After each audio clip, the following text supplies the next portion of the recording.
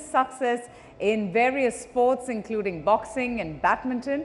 But for a medal-hungry nation of 1.4 billion, there's still plenty to do to emulate the successes of some other nations as well. Ladies and gentlemen, I'd request you once again to be kindly seated before I introduce my next guest.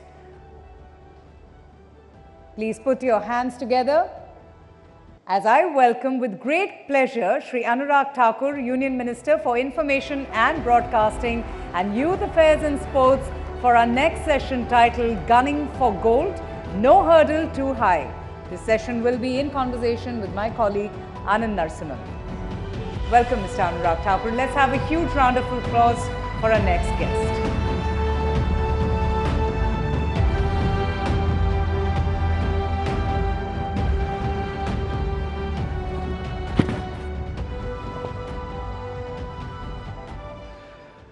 नमस्ते, जय हिंद। अनुराग ठाकुर जी के लिए जरा जोरदार तालियां हो जाएं please. Anurag ji, हाल कैसा है जनाब का? क्या ख्याल है आपका? 400 क्या पार होंगे हो।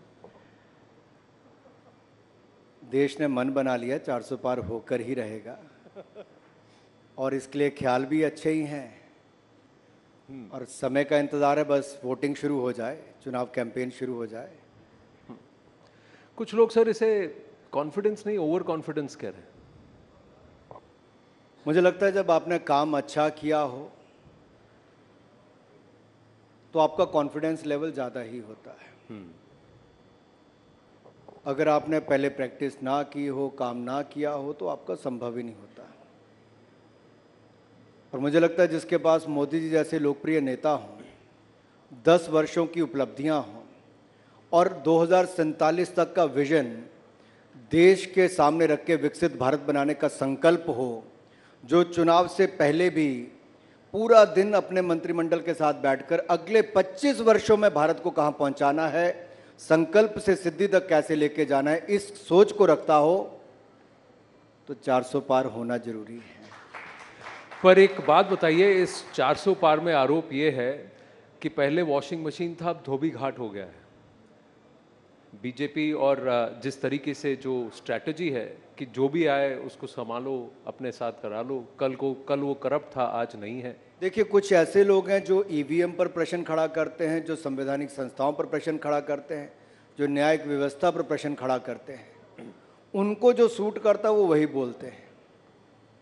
मैं तो यही कहूँगा, अगर किसी के खिलाफ आरोप सिद्ध होते हैं, किसी को कानून सजा देता है तो उसके खिलाफ जो दंड बनता है उसको देना चाहिए, लेकिन जब तक कुछ नहीं होता तब तक जान चल रही है। पर वो कुछ तब नहीं होता जैसे वो बीजेपी में आ जाते हैं, तब तक होता है जब तक बीजेपी में नहीं होता। ऐसा बिल्कुल भी नहीं है। ऐसे बहुत सारे उदाहरण होंगे जहाँ पर समय के साथ साथ, अब कई वर्षों में देखिए, नेशनल हेराल्ड में राहुल गांधी जी और सोनिया जी बेल पर हैं, लेकिन दूसरी ओर मनीष सिसोदिया जी, संजय सिंह जी, सत्येंद्र जैन जी जेल में हैं। कोई शराब घोटाले में जेल में है, कोई नेशनल हेराल्ड घोटाले पे बेल पे है। लालू यादव जी एक मामले में जेल में जाए, दूसरे मामले में जांच चल रही है। अरविंद केजरीवाल जी 9 सम्मन आने के बाद भी ईडी के सामने पेश नहीं होते, लेकिन राजनीति में आने से पहले बहुत ज्ञान कांग्रेस को बांटते थे, आज उन्हीं के साथ हाथ मिलाकर बैठे हैं। ये अरविंद केजरीवाल जी से इतना प्यार क्यों है? कहीं ना कहीं हर दिन किसी ना किसी बहाने उन्हें समन दिया जा रहा है। नहीं, बहाने नहीं, कारनामे के कारण दिया जाता है। एक ऐसा व्यक्ति जो झूठ की पराकाष्ठा, उनके झूठ दुनिया में सबसे ज्यादा कोई और सबसे सफाई के साथ बोलने वाला है तो उनका नाम है अरविंद केजरीवाल जी। राजनीति में आने से पहले कहा बेटी की कसम खाता हूं नहीं आऊंगा, फिर कहा बड़ी गाड़ी नहीं लूंगा, फिर कहा सिक्योरिटी नहीं लूंगा। सबसे बड़ी गाड़ी भी ली, 2 राज्यों की सिक्योरिटी भी ली, सबसे बड़ा बंगला भी लिया, शीश महल के रूप में बनाया भी, करोड़ों रुपए खाए भी, और जो कहते थे ईमानदारी के साथ सरकार चलाऊंगा, सबसे भ्रष्ट सरकार चलाने का रिकॉर्ड किसी के नाम पर है तो आम आदमी पार्टी और अरविंद केजरीवाल जी के नाम पर है। पंजाब में सरकार बनाते स्वास्थ्य मंत्री का इस्तीफा हो गया भ्रष्टाचार के चलते, दिल्ली का स्वास्थ्य मंत्री जेल चला गया भ्रष्टाचार के चलते, और दिल्ली का शराब मंत्री जिसको ईमानदारी का सर्टिफिकेट ये देते थे, आज कितने महीनों से जेल में बैठा है, बेल भी नहीं हो पा रही है। पर वहाँ ये आरोप है कि कोई दिल्ली में बीजेपी को हराया 2 बार, इसीलिए बीजेपी थोड़ा गरम है, इसीलिए इनके पीछे पड़ी हुई है। चुनाव में हमारा हार क्या है जी, जनता ने जिता दिया जी, लेकिन बीजेपी हमारे पीछे पड़ी है जी। नहीं, ऐसा ये नहीं। ईडी के समन तब तक आते रहेंगे जब तक हम बीजेपी का बुलावा स्वीकार नहीं करेंगे। आनंद जी, ऐसा है, चुनाव में हार जीत चलती है। बीजेपी को पहली बार थोड़ी हारी। हम तो उस राजनीतिक दल से हैं कि जब जनसंघ के समय से जी जमानत बच जाती थी, तब जमानत के बचे हुए पैसे से भी हम पार्टी देते थे कि अच्छा जमानत तो बच गई। लेकिन जो विचार हम उस समय लेके चले थे कि धारा 370 हटाएंगे, 35A से मुक्ति दिलाएंगे, जम्मू कश्मीर में परमिट राज को खत्म करेंगे, ट्रिपल तलाक से मुक्ति दिलाएंगे, राम मंदिर बनाएंगे और सीए का कानून लाएंगे। केवल एक दल भारत में ऐसा है जिसने जो कहा वो करके दिखाया है, अपनी विचारधारा से हटके नहीं। हम अपनी विचारधारा से टस से मस नहीं हुए और इसीलिए जनता ने 2 सीट वाली पार्टी को 282 भी जिताई, 303 सीटें भी जिताई और अब की बार 400 पार करके भी दिखाएंगे। देखिए, ये जो आप कॉन्फिडेंस कह रहे हैं ना जनता का, this is being represented very differently in the western media. Harvard has come out and said कि the coming elections are not a good thing for democracy, it's a worry. Harvard की एक latest study आई है। V-Dem कहता है कि हम एक electoral autocracy हो गए। ये विदेशी मीडिया को आपसे इतना प्रेम क्यों है? मुझे लगता है गुलामी की मानसिकता से हम सबको बाहर निकल जाना चाहिए। आज दुनिया भारत की ओर देख रही है कि भारत नए मापदंड क्या तय कर रहा है। जब कोविड के समय दुनिया के बड़े बड़े देश जो नहीं कर पाए, जो कहते थे यही विदेशी मीडिया कि भारत में करोड़ों लोग मर जाएंगे महामारी और भूखमरी के कारण, आज मैं इस मंच पर कह रहा हूं मोदी का नेतृत्व था, महामारी से भी बचाया, भूखमरी से भी बचाया, 2 वैक्सीन भी बनाई, 220 करोड़ वैक्सीन मुफ्त में लगाई भी और 80 करोड़ लोगों को मुफ्त में अनाज पिछले 3 साल तो दिया ही, अगले 5 साल की गारंटी भी मोदी की गारंटी है। उस समय जब दुनिया कहती थी कि यूक्रेन रशिया के युद्ध में भारत को ये नहीं करना चाहिए, वो नहीं करना चाहिए, हमने गैस भी खरीदा, तेल भी खरीदा। जब दुनिया ने दबाव बनाया तब कहा हमें भारत की ज़रूरत को पहले देखना है, हमें अपनी एनर्जी सिक्योरिटी 140 करोड़ लोगों के लिए पहले देखनी है। और भारत ने जो निर्णय लिया हम उस पर खड़े रहे। ये पुराना भारत नहीं, ये नया भारत है और नए भारत की बुलंद तस्वीर इससे नजर आती है जब 10वें नंबर की अर्थव्यवस्था लड़खड़ाती चरमराती अर्थव्यवस्था से आज दुनिया की 5वीं सबसे बड़ी अर्थव्यवस्था भारत बनकर खड़ा हुआ। लेकिन जब यही इंटरनेशनल मीडिया फ्रंट पेज पे प्रधानमंत्री के चेहरे के इंटरव्यू को लिखती है या छापती है या कुछ भारत के बारे में अच्छा कहती है, तो फिर आप ही सबसे ज्यादा कहते हैं कि देखिए इसको दिखाइए इंटरनेशनल मीडिया हमारे बारे में क्या कह रही है। अब आप कह रहे हैं कि इंटरनेशनल मीडिया को मत गिनिए जब वो आपको क्रिटिसाइज करती है। मैं आपको एक छोटा सा उदाहरण देता हूँ। सन 2001 में नरेंद्र मोदी जी गुजरात के मुख्यमंत्री बने जी। बहुत बड़ी चुनौती थी, उससे पहले भूकंप आया था, आपदा आई थी, गुजरात को वापस खड़ा करने का उन्होंने बहुत बड़ा काम किया जी। देश के मीडिया ने न जाने क्या क्या उनके बारे में वर्षों तक लिखा होगा और देश के विपक्ष ने तो यहाँ तक कि फर्जी मुकदमों से लेके ऐसे ऐसे बयान मोदी जी के बारे में दिए जो hitting below the belt, right, कोई कसर नहीं छोड़ी थी बिल्कुल।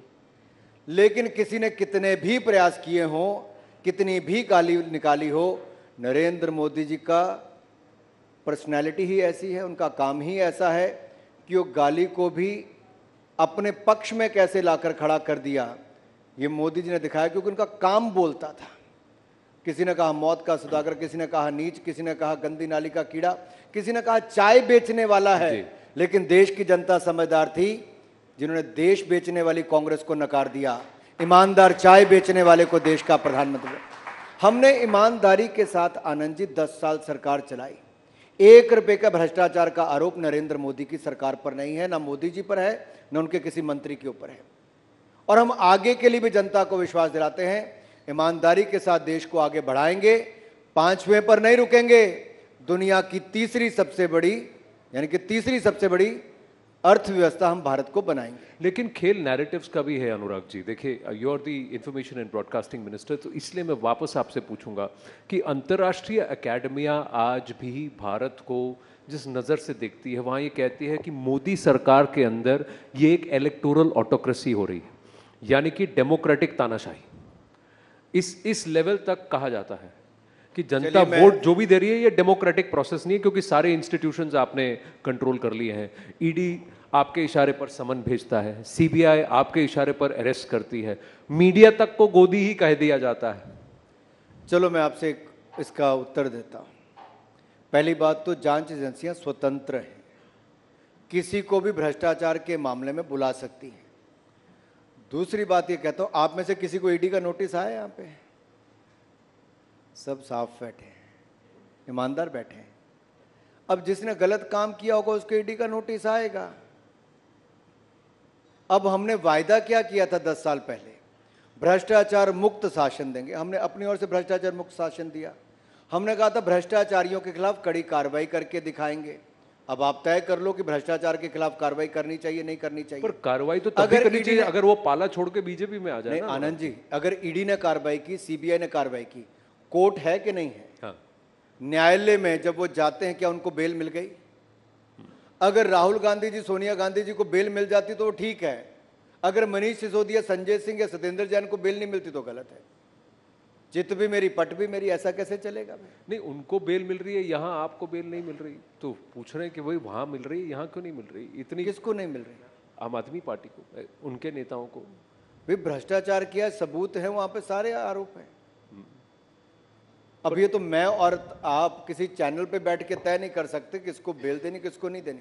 ये न्यायिक प्रक्रिया है।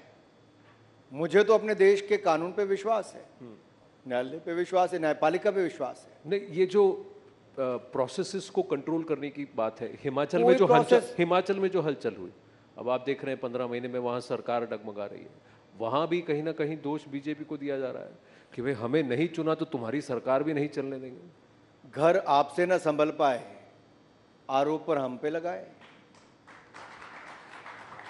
पिछले 9 महीनों से उनके विधायक एक के बाद दूसरा आरोप लगाता था कि मुख्यमंत्री सुनता नहीं है, जो वायदे किए वो पूरे होते नहीं हैं, उनके काम अपनी सरकार में होते नहीं थे, सरकार में अहंकार घमंड पूरा भरा हुआ था। और ये सरकार बनने के पहले दिन मुख्यमंत्री ने कहा कि हमने 97% हिंदू जहां रहते हैं हिंदुओं को हराकर ये सरकार बनाई है। ये घमंड और अहंकार था। फिर जो वायदे किए थे कि 1500 रुपये नारी शक्ति को देंगे, वो 1500 रुपया महीना नहीं दिया, 15 महीने बीत गए। वो 24 लाख महिलाएं प्रदेश की पूछती कि 1500 रुपया महीना कहाँ है। 5 लाख युवाओं को कहा था सरकारी नौकरी देंगे, नहीं दी। वो पूछते हैं सरकारी नौकरी कहाँ है। इन्होंने कहा था 2 रुपये किलो गोबर, 100 रुपये लीटर दूध खरीदेंगे, नहीं दिया। 600 करोड़ रुपया स्टार्टअप फंड के लिए देना था, नहीं दिया। इन्होंने कहा था बागवानों को उचित दाम देंगे, मुंह मांगे दाम देंगे, नहीं दिए। यहाँ तक कि सेब और फल और उनको नदी और नालों में बहाने की नौबत आ गई। अब ये सरकार का दुखड़ा और रोना, ये दुख भरी दास्तान मैं आपको क्या सुनाऊं। ये सुख की सरकार नहीं, ये दुख भरी दास्तान थी इनकी। पर आपने कहा कि कांग्रेस ने कोई बातें पूरे नहीं किए, लेकिन जनता ने वोट तो कांग्रेस को दिया, बीजेपी को नहीं दिया था। 6 विधायक गए हैं। ऐसा तो नहीं कि पूरी की पूरी सरकार वहां पर रिवोल्ट हो गई। कहा यह जा रहा है कि बीजेपी जहां पर भी स्थिर नहीं है या आउट हो जा रही है, आज की तारीख में वो ऐसा कर रही है कि वहां की लोकल सरकारों को अस्थिर कर रही है। ये आरोप सही है कि गलत है? देखिए, बिल्कुल भी नहीं, बिल्कुल भी नहीं। आखिरकार हमने क्या कहा? हमने तो कुछ नहीं कहा। अगर सरकार में इतना दम होता, उनको लगता कि उनके पास मेजॉरिटी है, तो क्यों नहीं वोट करवाया? क्यों आनंद फानंद में फाइनेंस बिल पास करवा दिया? क्यों हाउस एडजॉर्न कर दिया? क्यों नहीं वोटिंग तक लेकर गए? कांग्रेस को उस समय भी लगता था कि उनकी सरकार अल्पमत में आ गई है, अपना चेहरा बचाने के लिए किया है, और स्पीकर ने जिस तरह से उनको सस्पेंड किया, वो अपने आप में एक प्रश्न चिन्ह उसके ऊपर खड़ा करता है। लेकिन अब जनता के बीच में जाएंगे, 6 की 6 सीटें वो भी जीतेंगे, और लोकसभा की सीटें जीतकर भी, हमने पहले भी 4 की 4 जिताई थी, अब की बार फिर 4 की 4 हिमाचल से भी जिताएंगे और देश में 400 पार करके भी दिखाएंगे। हिमाचल की हलचल की बात कर रहे हैं तो विक्रमादित्य जी की बात याद आई मुझे कि वो रामलला की प्राण प्रतिष्ठा में गए थे। बीजेपी के बहुत सारे नेताओं को किसी को भी न्योता नहीं मिला, सबको कहा गया आप बाद में जाइए। जिनको न्योता मिला, आधे से ज्यादा ने जाने से मना कर दिया राजनीतिक पार्टियों में से। विक्रमादित्य जी वहां गए, वैसे ही हलचल शुरू हो गई कि हिमाचल में कुछ होने वाला है। ऐसा क्यों है? क्या कोई बीजेपी में ना होकर राम मंदिर की प्राण प्रतिष्ठा में नहीं जा सकता था? इस पे मुझे लगता है जितनी राजनीति जितने हल्के स्तर तक लोगों ने की है वो बहुत दुर्भाग्यपूर्ण है। मुझे लगता नहीं दुनिया का कोई ऐसा देश होगा जहां पर जो बहुसंख्यक होंगे उनको 500 वर्ष तक अपने ही देश में इंतजार करना पड़ा हो। रामलला की जन्मभूमि पे भव्य राम मंदिर के निर्माण के लिए 150 साल तक मुकदमा लड़ना पड़ा हो, लेकिन हमने इंतज़ार भी किया, मुकदमे भी लड़े और जो कहा था वो करके भी दिखाया। रामलला की जन्मभूमि पे भव्य राम मंदिर बनाकर भी दिखाया है, प्राण प्रतिष्ठा भी करवाई। हमने निमंत्रण सबको दिया। बहुत सारे लोग चुनावी राजनीति के चक्कर में नहीं आना चाहते थे, बहुत लोगों ने मुंह फेर लिया, लेकिन कुछ लोग आए। मैं स्वागत करता हूं अगर वो आए हैं। मुझे लगता है इसको राजनीतिक रूप से नहीं देखना चाहिए, इसको आस्था के रूप पर से। राजनीतिक रूप से ही देखा जा रहा है। बीजेपी पर आरोप है कि पहले राम की राजनीति की, सरकार बनाया, बहुमत बना, पार्टी ग्रो हुई, अब मंदिर बन गया तो मंदिर की भी राजनीति कर रहे हैं। नहीं, हमारे लिए मंदिर की राजनीति करने की आवश्यकता नहीं। हमने हर बार अपने संकल्प पत्र में लिखा कि 370 भी हटाएंगे, 35 से भी, ट्रिपल तलाक भी कहा, भव्य राम मंदिर के निर्माण की बात भी हमने कही। जब हम नहीं बना पाते थे, पूर्ण बहुमत नहीं मिलता था, कोर्ट का निर्णय नहीं आता था, तब तो आप जैसे बड़े पत्रकार हमसे भी पूछते थे, क्योंकि विपक्ष के लोग कहते थे कि बीजेपी वाले कहते हैं रामलला हम आएंगे, मंदिर वहीं बनाएंगे, लेकिन तारीख नहीं बताएंगे। तो तब तो आप तारीख पूछते थे। अब हमने तारीख भी दे दी, निमंत्रण भी दे दिया, तब क्या हुआ? तब कहा गया कि बीजेपी से पॉलिटिसाइज कर रही है, इसको पॉलिटिकल इवेंट बना दिया है। हमने केवल एक मंदिर नहीं, भव्य और दिव्य सोमनाथ धाम भी बनाया, भव्य और दिव्य केदारनाथ धाम भी बनाया, भव्य और दिव्य काशी विश्वनाथ धाम भी, और भव्य और दिव्य महाकाल लोक भी, और अब भव्य और दिव्य अयोध्या धाम में भव्य राम मंदिर का निर्माण भी करवाया है। ये आस्था के केंद्र है, ये आस्था के केंद्र है। लेकिन अब आधारभूत ढांचा, इंफ्रास्ट्रक्चर यहाँ पे अच्छा बनाने के साथ यहाँ पे अर्थव्यवस्था के केंद्र भी बने, रोजगार स्वरोजगार के अवसर मिले। तो मुझे लगता है अगर आप बौद्ध सर्किट देखोगे, बुद्ध सर्किट को देखोगे, करतारपुर कॉरिडोर को देखोगे, हेमकुंड साहब तक रोपवे को देखोगे, ये सब किसने किए? मोदी जी ने किए। आजादी के समय पंडित नेहरू जी ने निर्णय नहीं कर पाए, करतारपुर कॉरिडोर नहीं था उस समय करतारपुर। अब पंजाब में से दूरबीन लगा के हमारे सिख भाई गुरुद्वारा साहब के दर्शन वहां पे करते थे। ये मोदी सरकार को 70 साल के बाद निर्णय लेना पड़ा, तब जाके करतारपुर कॉरिडोर बना। हेमकुंड साहब का कभी जाके देखिए, हमारे भाई यहाँ पर बैठे हैं, सच पूछिए कितनी कठिन यात्रा है वहां के लिए, लेकिन रोपवे से उसको आसान बना दिया गया। इसी तरह से बाकी जगह के लिए भी जब इंफ्रास्ट्रक्चर आपका बन रहा है, फर्क कहां पड़ता है आनंद जी? केवल आप देखिए, आज मंदिर की बात करते हैं, मंदिर बनाया, लेकिन आप ये मुझसे क्यों नहीं पूछते कि अच्छा पहले एयरपोर्ट कितने थे, आज एयरपोर्ट कितने, पहले मेडिकल कॉलेज कितने थे? लेकिन मैं आपके सामने देश को बताना चाहता हूं, सिर्फ 74 एयरपोर्ट थे 2014 में, आज 150 एयरपोर्ट हैं।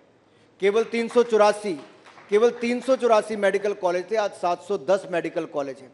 केवल 500 यूनिवर्सिटीज थी, आज 1100 यूनिवर्सिटीज है। केवल 16 IIT थे, आज 23 IIT थे। कल 12 IIM थे, आज 19 IIM है। हमारे यहाँ पर केवल 5 शहर मेट्रो से जुड़े थे, आज 20 शहर मेट्रो से जुड़े हैं। पहले 96,000 किलोमीटर नेशनल हाईवेज थे, आज 1.5 लाख किलोमीटर नेशनल हाईवे हैं। पहले 3,20,000 किलोमीटर ग्रामीण सड़कें थी, आज 6,75,000 किलोमीटर ग्रामीण सड़कें हैं। जो कांग्रेस 60 साल में नहीं कर पाई, हमने 10 साल में करने का काम किया है। आप पूछिए ना मुझसे विकास की बात, इनके समय 10 साल में 10वें नंबर पे अर्थव्यवस्था खड़ी रही, हम 5वें नंबर पे लाए हैं।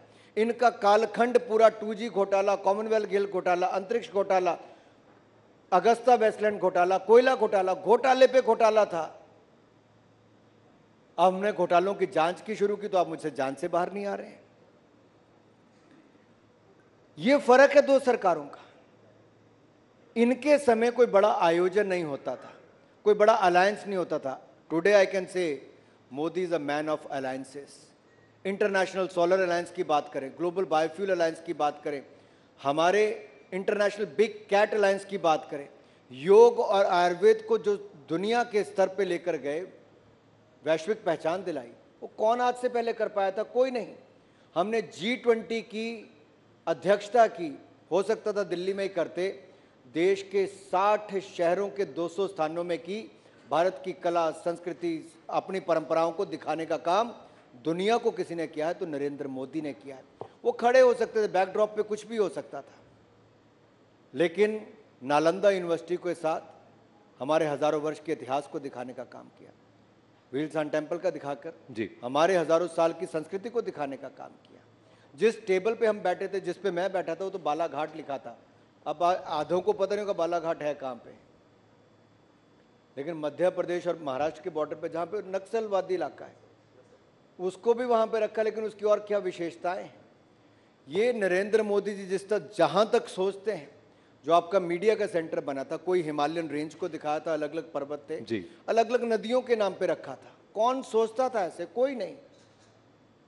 ये व्यक्ति बिल्कुल अलग सोचते हैं। नेतृत्व ऐसा है जो देश की कला, संस्कृति, परंपराएं, इनको भी तो बचाते ही हैं, लेकिन आधुनिक युग में टेक्नोलॉजी का उपयोग होकर ट्रांसपेरेंसी, अकाउंटेबिलिटी कैसे आ सकती है, ये पारदर्शिता हमारी सरकार में जवाबदेही देखी गई।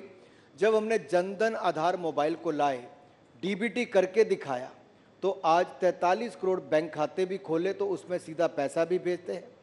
अगर 34 करोड़ मुद्रा लोन मिले, 27 लाख करोड़ रुपया बगैर गारंटी के गरीब व्यक्ति को मिला, तो वहीं पे 80 लाख स्वनिधि योजना का ऋण हमारे रेडी फड़ी वालों को मिला, जो लाखों करोड़ रुपया क्यों मिला?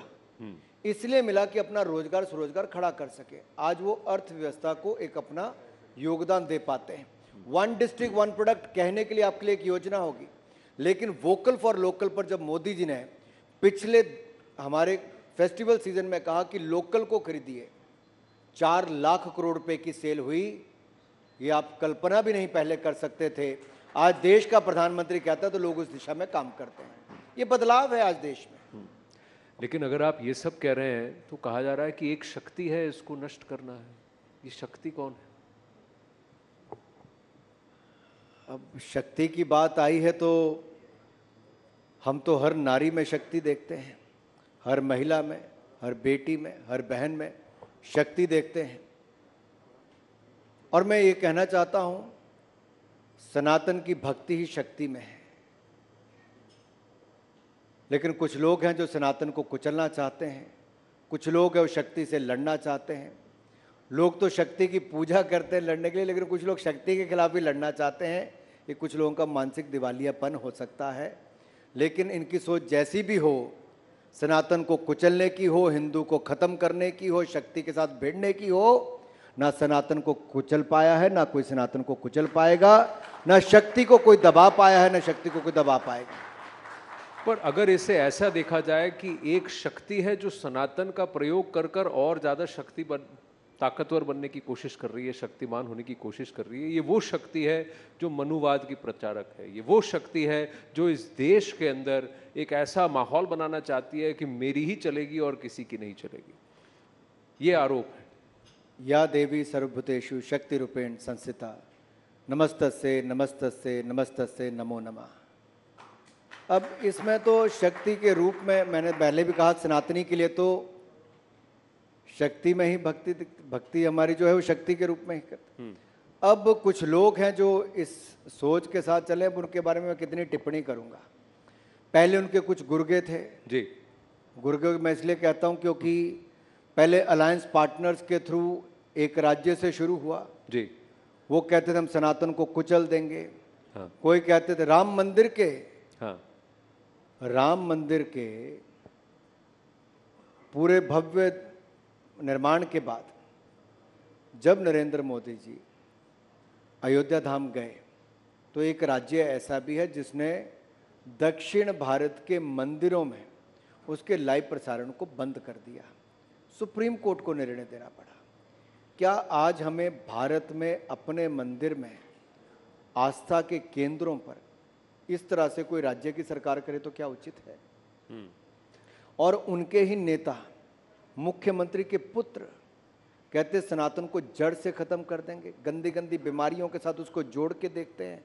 ये क्या सोच है? और राहुल गांधी जी चुप बैठते हैं। फिर उनके दूसरे मंत्री जो घोटाले में 2G में उनका नाम आया था वो बोलते हैं। इसके बाद इनके मुख्यमंत्री पहले हिमाचल प्रदेश के बोलते हैं कि हम तो हिंदुओं को हरा कर आए हैं। फिर संदेश खली में शक्ति को कुचलने का, अपमानित करने का काम एक महिला मुख्यमंत्री के नाक तले होता है और संरक्षण उस नेता को देती है जो उसके पार्टी से सीधा जुड़ा है। संदेश खली का संदेश आज देश की गली गली तक गया है, लेकिन संदेश ये गया है कि एक महिला मुख्यमंत्री भी महिलाओं को सुरक्षित नहीं रख पाई। उसके रहते उनकी अस्मिता लुटी, उनके घर बार लुटे, उनके साथ जो खिलवाड़ किया गया। अगर देश का मीडिया नहीं जागा होता, हमने आंदोलन नहीं किए होते, भारतीय जनता पार्टी सड़कों पे ना निकली होती, तो ममता जी की नाक के तले संदेश खली में खेल होता। अनुराग जी, आरोप यह है कि संदेश खाली तो एक छोटा एक टापू है और जहां पर ये प्रताड़ना कई सालों से चल रही है। उसके बगल में सोना खाली था। बीजेपी ने विषय तब उठाया जब चुनाव सर पर आए थे। आपने मंदिरों की बात की, सनातन धर्म की बात की। कर्नाटक में यही HRNC एक्ट चल रहा है जिसमें बीजेपी के शासन में भी चल रहा था। 4 धाम जब प्रोजेक्ट आया था, वो इलेक्शन से पहले उसको सरकार ने कहा कि हम अपना हाथ पीछे हटा रहे हैं, हम वापस उसको दे रहे हैं। तो ये जो मंदिरों का कंट्रोल है, जब बीजेपी की सरकार है तो सही है, लेकिन दूसरी सरकारें हैं तो गलत है। नहीं, देखिए मैं आपको बड़ा स्पष्ट थोड़ा कर दूं वॉक द संदेश। टॉक। आपने तो वही कह दिया जो खड़गे जी कह के गए थे किसी मंच पे। उन्होंने कहा हाँ ये तो वर्षों से चलता था। तो क्या करें, महिलाओं के खिलाफ अत्याचार होने दें? नहीं, अगर आप इससे सहमत हैं नहीं, तो मैं, फिर तो मैं बड़ी चिंता का विषय है। आरोप आप पर अगर आप खड़गे जी के साथ सहमत हैं कि शक्ति के खिलाफ ऐसा होता है महिलाओं के खिलाफ। मेरा तो एक ही है मत सर, लोगों को अच्छा लगे बुरा लगे, मैं यहाँ जो तिरंगा है इसी के साथ हूँ, इस भारत के साथ हूँ। लेकिन प्रश्न ये है कि वहां जो हो रहा था वो आपने चुनाव से 60 दिन पहले उसे उठाया। जब बीजेपी की सरकार कर्नाटक में थी, तब कर्नाटक के मंदिरों पर से फिर से वही वसूली, वही टैक्स होती थी, जिसको कि आज बीजेपी विपक्ष में रहकर जजिया कह रही है। मैं आपको बहुत क्लियर करके कह रहा हूं। पहले तो संदेश खली पे आता हूं, जहां पे आपने महिला शक्ति की बात की। देखिए अंतर क्या है। एक तरफ वो सरकार है जो महिलाओं के खिलाफ अत्याचार होता आंखें मूंद करके बैठी है, दूसरी ओर हमारी सरकार, नरेंद्र मोदी जी की सरकार है जो नारी शक्ति बंधन बिल लाके 33% आरक्षण विधानसभा से लेकर लोकसभा तक सुनिश्चित करती है। बाकी लोग लॉलीपॉप दे रहे थे, नरेंद्र मोदी जी ने 33% आरक्षण देने का काम किया है। लेकिन 33% टिकटें बीजेपी ने अभी तक नहीं दी। हमने लटकाया चुनाव में क्या क्या 33% महिलाओं को टिकटें बीजेपी ने लोकसभा के लिए अभी तक पूरा टिकट डिस्ट्रीब्यूशन हुआ कहां है? लटकाना, भटकाना, अटकाना ये कांग्रेस का काम था। हमारा पहला राजनीतिक दल है जिसने अपनी पार्टी में आरक्षण दिया है महिलाओं को, ऑफिस बेरर में भी और पूरी बॉडी में भी भारतीय जनता पार्टी ने दिया। हमारे पार्लियामेंट्री बोर्ड में भी महिला मोर्चा की अध्यक्ष उसका सदस्य रहती है, सेंट्रल इलेक्शन कमेटी में भी उसका सदस्य रहती है। इसके साथ साथ अगर मोदी सरकार में अगर आप मंत्रिमंडल में देखेंगे, जहां ओबीसी की रिकॉर्ड रिप्रेजेंटेशन है, वहीं महिलाओं की भी रिकॉर्ड रिप्रेजेंटेशन है। अब मैं वापस आता हूं कि मोदी सरकार ने महिलाओं के लिए क्या किया। सबसे बड़ी बात है, महिला की दिनचर्या में पहला क्या काम? शौचालय नहीं था, गैस सिलेंडर नहीं था, पानी नहीं था, दवाई नहीं थी, अनाज की कमी थी। अब 10 साल में क्या हुआ? 10 साल में 12 करोड़ शौचालय बनाकर दिए हैं, 13 करोड़ घरों को नल से जल दिया है, 10 करोड़ बहनों को रसोई गैस का सिलेंडर और चूल्हा मुफ्त में दिया, 5 लाख की दवाई मुफ्त में दिलाई और अनाज की कमी को भी पूरा किया, जब अनाज मुफ्त में देने की गारंटी पहले भी दी और अगले 5 साल की गारंटी भी दे दी। अब उस महिला के जीवन में शौचालय जाने से लेके पानी भरने को भी छोड़ के, अब अपने घर पे पानी आता है, गैस सिलेंडर वहीं पे ही है, पक्का मकान भी वहां पे दे दिया है। ये पहले नहीं आना था आनंद जी। महिला को स्वाभिमान के साथ जीना, उसको मान सम्मान देना, ये नरेंद्र मोदी की सरकार ने किया है। आम महिला को, करोड़ों महिलाओं को, तो वहीं पर उनको राजनीति में भी देना आरक्षण, वो भी किया। रिपब्लिक डे परेड को आप में से कितने लोगों ने पिछली बार देखा होगा? आप लास्ट 2 रिपब्लिक डे परेड देखिए।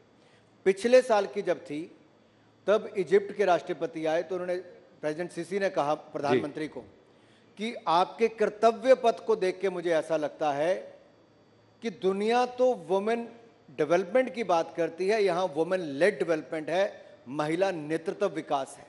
और इस बार तो पूरे कर्तव्य पथ पे अगर किसी ने लीड किया है और समर्पित किसी को रिपब्लिक डे परेड थी, तो नारी शक्ति को थी, ये मोदी सरकार में ही संभव हो सकता पर है। अनुराग जी, आज दुनिया में अगर 1000 एयरक्राफ्ट का हमने ऑर्डर दिया है, तो केवल एयरक्राफ्ट के ऑर्डर को मत देखिए, दुनिया में सबसे ज्यादा वुमेन पायलट्स किसी देश में है तो भारत में है, ये भारत में ही संभव है। मैं ये भी कह रहा हूं कि रिपब्लिक डे पर जो किया गया सराहनीय है, लेकिन इसे ऑप्टिक्स कहा जा रहा है। कहा यह जा रहा है कि आप ऑपर्चून मोमेंट पे इसको करके इसको पैकेजिंग फैंटास्टिक कर रहे हैं, ग्राउंड पर रियलिटी कुछ और है। यही आरोप है। आरोप ये है कि इंफॉर्मेशन बहुत कुछ है, बट कई सारा जो है ड्रेस्ड अप है मिस इन्फॉर्मेशन। देखिए, आंकड़ों को ना आप झुठला सकते ना मैं। अब कांग्रेस वो है जो 60 साल तक कहते रही गरीबी हटाओ, गरीबी हटाओ, गरीबी हटाओ। गरीब मिट गया लेकिन गरीबी नहीं हटी थी। लेकिन मोदी सरकार के 10 साल में मल्टी डायमेंशनल पॉवर्टी में, यानी कि अति गरीबी रेखा वालों में से 25 करोड़ गरीबों को गरीबी रेखा से बाहर निकालने का अभूतपूर्व कार्य किसी ने किया तो नरेंद्र मोदी की सरकार ने किया। अगर आप उसको भी झुठलाएंगे, अब ये ऑक्सफोर्ड यूनिवर्सिटी भी कहती है, नीति आयोग भी कहता है, बाकी एजेंसीज भी कहती है, तो मैं आपको और कैसे विश्वास दिलाऊं? नहीं, पर अगर 4 करोड़ पक्के मकान हम बनाकर देते हैं जी, तो ये तो कोई झूठ नहीं है। 3 करोड़ बहनों के नाम पर रजिस्ट्री हुई, ये शौचालय आपके साथ बने, डीबीटी करके 31,000 करोड़ रुपया बहनों के खाते में, 20 करोड़ महिलाओं के खाते में मदद के रूप में डाला गया, कोविड के समय डाला गया। अब ये आंकड़े नहीं, ये तो एंट्रीज हैं। ठीक है, आप जो कह रहे हैं आपकी बात अब जब जनता मानती है कि नहीं, जनता को डिसाइड करने दीजिए। अब सीए के नोटिफिकेशन को देखिए, जो एक्ट था CA amendment act 2019, Amit Shah ji आने वाले हैं और ये नोटिफिकेशन और इस एक्ट को लाने का काम भी आपकी सरकार ने किया, श्रेय आपको जाता है। 2020 में एक्ट पास हुआ पार्लियामेंट में, श्रेय आपको जाता है। लेकिन इसकी रूल्स की नोटिफिकेशन 5 साल बाद, करीब 4.5 साल बाद अभी आई है, तो वो भी चुनाव से ठीक पहले। तो फिर ये प्रश्न तो पूछा ही जाएगा कि भाई आप सब कुछ चुनाव के आसपास ही टाइम कर रहे हैं इसको। आनंद जी, 2019 के चुनाव जीतने के बाद पहला पार्लियामेंट का सेशन आया जुलाई अगस्त का, हमने अनुच्छेद 370 35 से आर्टिकल 370 35A इसको हटा दिया, ट्रिपल तलाक पे कानून ले आए, सीए पे ले आए। तो आप लोग तब सवाल पूछते थे मोदी सरकार को जल्दी क्या है, 5 साल पड़े हैं, 6 महीने में क्यों पूरा कर रहे हो? तब आपका ये सवाल था। फिर आप पिछले 5 साल पूछते थे सीए लाए क्यों नहीं, अब ले आए और नियम भी ले आए, तो अब आप पूछते हो नियम क्यों ले आए? भाई, जो लोग 50-50 साल से अपनी नागरिकता का इंतजार कर रहे हैं, जिनकी बहन बेटियों की इज्जत लूटने का काम किया गया होगा, जिनको धर्म बदलने पर मजबूर किया गया होगा, जिनकी 14 साल की बेटी को उठा के निकाह पढ़ने के लिए मजबूर किया होगा, उसको जब न्याय कोई नहीं दिला पाया तो नरेंद्र मोदी ने यहां पर न्याय दिलाने का काम किया है। अरे हमने तो अपने 5 साल में किया है। कांग्रेस ने जो 50 साल पहले सिंचाई योजना शुरू की थी, पुल बनाना शुरू किया था, वो भी पूरा नहीं किया, वो भी मोदी सरकार ने पूरा किया है। पुल से लेके, सड़कों से लेके बाकी काम हमने पूरे किए। ये तो कानून के नियम थे, अब लागू भी हम ही कर रहे हैं। नागरिकता उनको मिल रही है जिनको अपना देश छोड़ के, गारंटी किसने दी थी? नेहरू जी ने, कि उनको उसी देश में रह के संरक्षण मिलेगा। अल्पसंख्यक हैं, 23% हिंदू थे, आज 2% रह गए हैं। पाकिस्तान में, बांग्लादेश में क्यों? अफगानिस्तान में तालिबान आया, पूछिए क्या हुआ? गुरुद्वारा साहब पर, गुरु ग्रंथ साहब पर क्या क्या नहीं। मोदी सरकार ने 3 बार प्राइवेट चार्टर जहाजों को भेज के, प्राइवेट जहाज भेज के, प्राइवेट मींस की सरकारी जहाज भेज के 3 बार गुरु ग्रंथ साहब को भी लाए, सैकड़ों सिख परिवारों को भी लाए, एक की भी जान नहीं जाने दी। ये जो आप तिरंगा दिल पर यहां पे लगा के बैठे ना साहब, हम सबके दिलो दिमाग पे तिरंगा है। लेकिन कांग्रेस की सरकार के समय जब मैं तिरंगा यात्रा कलकत्ता से कश्मीर तक लेकर गया, इसी आर्टिकल 370 35A के खिलाफ, मुझे लाल चौक पर तिरंगा झंडा नहीं फहराने दिया, जेल में डाल दिया गया। आज मेरे से ज्यादा खुश नसीब कौन होगा जब लाल चौक पर 24 घंटे तिरंगा झंडा लहराता है, तिरंगे की रोशनी में लहराता है। हमारी पार्टी की 3 पीढ़ियों ने, डॉक्टर श्यामा प्रसाद मुखर्जी ने अपना बलिदान दिया, फिर मुरली मनोहर जोशी जी और मोदी जी 1992 में गए, 2011 में मैं गया। 3 पीढ़ियां किसकी पार्टी ने किया होगा? ये केवल हमारी पार्टी है जो उस मुद्दे को लेकर तब तक चली जब तक 370 धारा को खत्म नहीं कर दिया गया। तिरंगे की बात मैं यहां तक करना चाहता हूं, विदेश में बैठे लोग आज इसलिए गर्व के साथ तिरंगा उठाते हैं, इंडियन पासपोर्ट को आप लोग बाहर जाके दिखाते हैं, क्योंकि ऑपरेशन गंगा की सफलता 27,000 भारत के विद्यार्थी और नागरिकों को ऑपरेशन गंगा के तहत यूक्रेन की युद्ध भूमि से कोई निकाल कर लाया तो नरेंद्र मोदी जी के कारण संभव हो पाया है। अफगानिस्तान से, नेपाल से, सीरिया से, लीबिया से ये तब संभव हो पाया अलग अलग ऑपरेशंस के माध्यम से। और कोविड के टाइम पे तो लाखों भारतीयों को स्वदेश सुरक्षित वापस लाए, ये संभव नहीं था जी। आज हर भारतीय की जान उसका महत्व है, ये पहले नहीं होता था। ये मोदी है तो मुमकिन है। और आज तिरंगे का ही समय है जी, यही समय है, सही समय है। मोदी सरकार का तीसरी बार आने का भी यही समय है। यही समय है, सही समय, मोदी सरकार का यही समय है, आप कह रहे हैं। चलिए जल्दी से कुछ मैं स्पोर्ट्स पे भी आपसे पूछना चाहता था। भारत ओलंपिक्स होस्ट कर रहा है? देखिए, पहला तो मेरा गिला आपसे है कि स्पोर्ट्स को जो प्राथमिकता समाज ने अब पहले से ज़्यादा दी, लेकिन आपके सेशन में सबसे एंड में फिर लाए। हम सबको स्पोर्ट्स को सबसे आगे रख के चलना है। इट्स अ सॉफ्ट पावर जी। और देखिए, हमने टोक्यो ओलंपिक्स में, पैरालंपिक्स में, डेफ ओलंपिक्स में आज तक के सबसे ज़्यादा मेडल जीते। वर्ल्ड यूनिवर्सिटी गेम्स में हमने सबसे ज़्यादा मेडल आज तक के जीते। और जब बीच स्पोर्ट्स भी अब स्टार्ट किया। और जब हम एशियन गेम्स में गए तो पिछली बार 64 मेडल थे, लेकिन इस बार क्रिकेट में तो सेंचुरी हम लगाते ही हैं। एशियन गेम्स में 107 मेडल जीतने का काम भारत ने किया, जो आज तक के सबसे ज़्यादा है। लेकिन आपका सवाल मुझे पता है किस दिशा की ओर है। जी हाँ, मोदी जी ने बहुत क्लियर कर दिया है। और जब आईओसी का सेशन था तब नरेंद्र मोदी जी ने कहा भारत ओलंपिक्स के आयोजन के लिए तैयार है। 2030 में यूथ ओलंपिक्स, 2036 में समर ओलंपिक्स, जैसे ही बिड शुरू होगी भारत होस्ट करने के लिए तैयार है। अगर हम दुनिया की तीसरी सबसे बड़ी अर्थव्यवस्था होंगे तो हमारे में दुनिया की सबसे बड़ी युवा शक्ति भी यहां पर है। हमसे बड़ी मार्केट जी आने वाले समय में कोई नहीं होगी खेलों के विस्तार के लिए। तो जी हाँ, 2030 का यूथ ओलंपिक्स, 2036 का समर ओलंपिक्स भारत आयोजन करने के लिए तैयार है। चलिए लास्ट के 1.25 मिनट बचे हैं, तो जल्दी से मैं कुछ प्रश्न आपसे पूछना चाहता हूं। ये रैपिड फायर की तरह आप इसे ले लीजिए। अगर आप नेता नहीं होते तो क्या होते? क्रिकेटर। टेरिटोरियल आर्मी आपने छोड़ दिया, पर क्रिकेटर होते। ठीक है। घर में टेरिटोरियल आर्मी में तो अभी भी हूं। I am a serving captain in the territorial army. Correct. तो फौजी भी है, नेता भी है, कॉम्बिनेशन, और क्रिकेटर भी है। धर्मशाला में मीडिया का मैच कब करा रहे हैं सर? वादा कर रहे हैं, कराए नहीं? मुझसे कहा, पूछिए। मेरा बस चले तो मैं तो चुनाव प्रचार के दौरान ही करवा दूं, क्योंकि जब इंग्लैंड की टीम भी आई तो उन्होंने कहा कि दुनिया का सबसे खूबसूरत मैदान कहीं पर है तो धर्मशाला में। आनंद जी, इसको मैं 1 मिनट और लेके, इसलिए आधा मिनट में बोल देता हूं। पहली बार हुआ होगा कि यूके से लगभग 4000 लोग फ्लाई करके केवल धर्मशाला का मैच देखने आए। ये अपने आप में लोकल इकोनॉमी और खेल के लिए बहुत बड़ी बात। एक भूल जो आप सुधारना चाहेंगे? पहले भूल करना ही नहीं चाहूंगा तो सुधारने की तो दूर की बात। हिमाचल प्रदेश या हिंदुस्तान?